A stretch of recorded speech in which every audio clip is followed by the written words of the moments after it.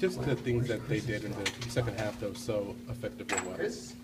I mean, not to discredit them in any way. Like they played a great game offensively. They executed sets, but a lot of the things in the second half were just defensive mislaps. I know we talked about it last game, and they showed up here again in the second half. You know, shooting 60% from the field. You got to credit them for making shots, but they're getting a lot of open looks if they shoot that high of a percentage. So a lot of that is on us. And in the first half, you guys did so well on the defensive end. So what, is it that just, does anything change? Did they run anything different, or how do you just, you know, it was just like night and day there? Yeah, like I said, it's just defensive mislaps. I haven't obviously watched the film yet. The game just got done, but like you said, we did a great job in the first half, and they weren't running anything different than they did in the second half. That's why I say a lot of that was on us. And again, I want to be clear not to discredit them in any way. Jordan Matthews had a huge game. Kravitz played big for him. So those guys did their job, but we helped them out a lot as well. It seemed like they had a lot of success in terms of getting put-back buckets and those second chance points.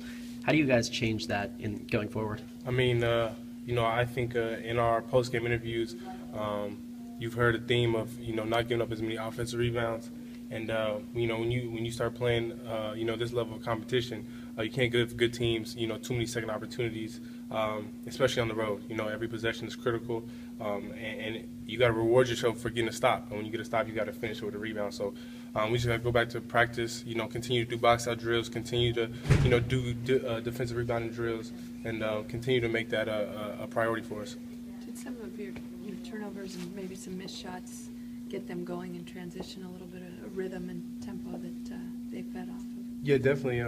I think Coach kind of touched on that at halftime. We were holding them to, I think, 30-some% from the field. We were still only up 5. And so if you're doing that good of a job defensively, you kind of ask, you know, how is that possible? And it's because we were turning the ball over. When you're giving, like I said, again, offensive rebounds, turnovers, that's giving them extra possessions. And on the road, you just can't do that.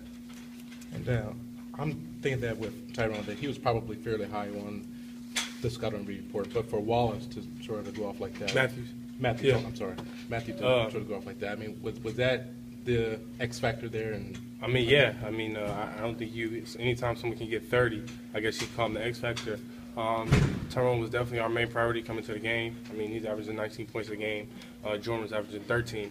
So obviously we were trying to pay more attention to Tyrone, but we were well aware of Jordan Matthews. I played with him. Me and him played on the same AU team with California Supreme. So, you know, I know his capabilities. You saw last year, like a game against Oregon when he had 30. So we knew he was capable, and we just have to do a better job defensively. We can't let offensive players have big nights like that. One more, just moving forward, about Stanford. I mean, what do you remember from them from last year, and what are you expecting them to do? Well, I mean, Stanford, they kind of play a deliberate style. Their offense, they run a lot of the same sets and same patterns over and over throughout the game. Obviously, Chase Randall is their go-to guy. Being a senior, we know we're going to have to, you know, try to slow him down. And, you know, we're going to have to come out with a lot of energy and try to get a split on this road trip.